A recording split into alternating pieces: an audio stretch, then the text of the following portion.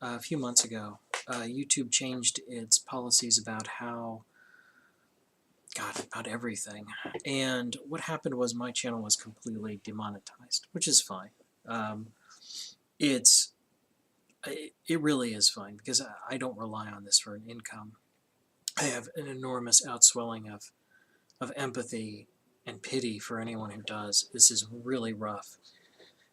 Not because the new rules necessarily are very harsh or difficult to work with. They are.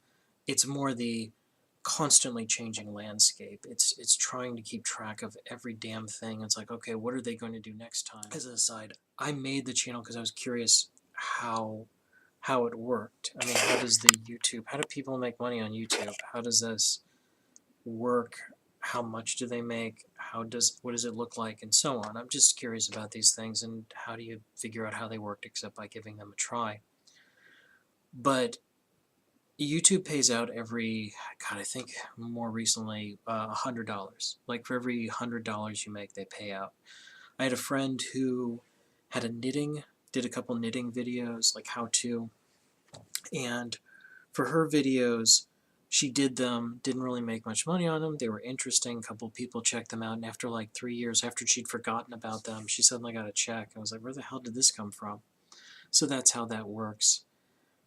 So my channel it didn't really make a lot of money. I didn't expect it to, but it's more like, hey, I'm kind of interested in how this works, and it's nice having, because I spend way too much time alone. It's nice to have that that means of communication, of talking, something to talk to. Human beings talk to think. It's how we operate. It's how we talk to ourselves, which in essence is what I'm doing now, just aided with 21st century technology. Going back, the thing about the YouTube demonetization, totally demonetizing me, for example, it kind of, I mean, I never expected to make money off of it, but at the same time, it's like having it gone, it's like, oh, what's the impetus for it? I mean, because it was kind of fun to look at. It's like, oh, okay, this was interesting this time. Like, there was a couple weird anomalies on my channel. Like, the Science Must Fall video is, like, generated 10 times as much interest as anything else. And I was like, well, I didn't expect that. Oh, that was kind of a cool thing. But without the monetization to track it, at least, to see that, without that kind of feedback, it's like kind of, whatever. Why do I care? It feels like this tiny ass reward. It's like getting a sticker on like a test or something like that. You don't expect much out of it, it's just a stupid sticker. But if you had them, and then someone takes them away, that's just that much incentive you don't have later on. Even if it's just a little bit. I don't know. So I stopped doing videos for a while because it was like, I'm very unmotivated anyway. This makes me less so. And then, god damn it, like the way the controls changed, so for a while I couldn't figure out how to upload videos, and it's like, god damn it, YouTube, it's just like a big middle finger to anyone who's not making them a lot of money.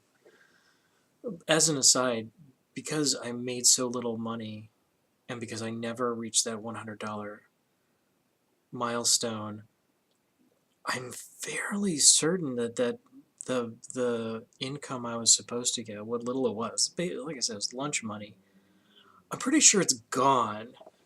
like, like whatever was there, I'm quite certain is gone, gone. It's all gone, and that's fine. I don't care as much, but still, it's like, God, that would have been serious sour grapes for someone. That would have been a hard dick to swallow. God damn it.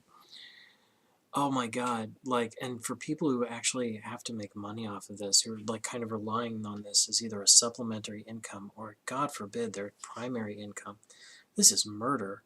This is absolutely, I'm curious to see how the Minds.com experiment with cryptocurrency works out. Like, if I'm following this, Minds.com had a token system. I should explain this. It's worth talking about just to get this right in my own head.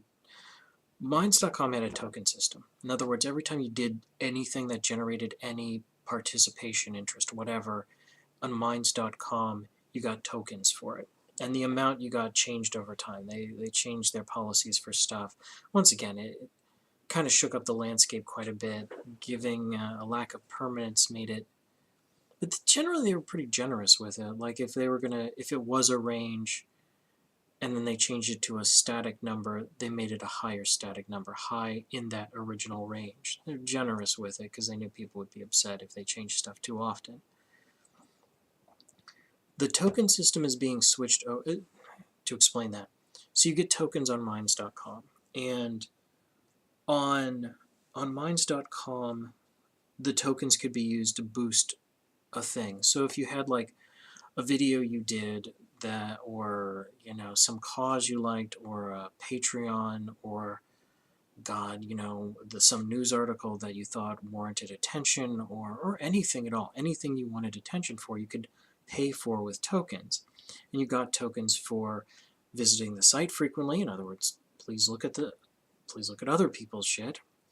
And also for making things that people commented and liked a lot. So the more interest and more content you created and more interest you generated, the more tokens you got, which you in turn could use to, sort of use it as a kind of currency to give it to other people whose sites or channels you appreciated, or you could use it to draw attention to things that you were doing that you wanted more attention drawn to. It was very, very clever as kind of gamifying a social media network. It was kind of brilliant.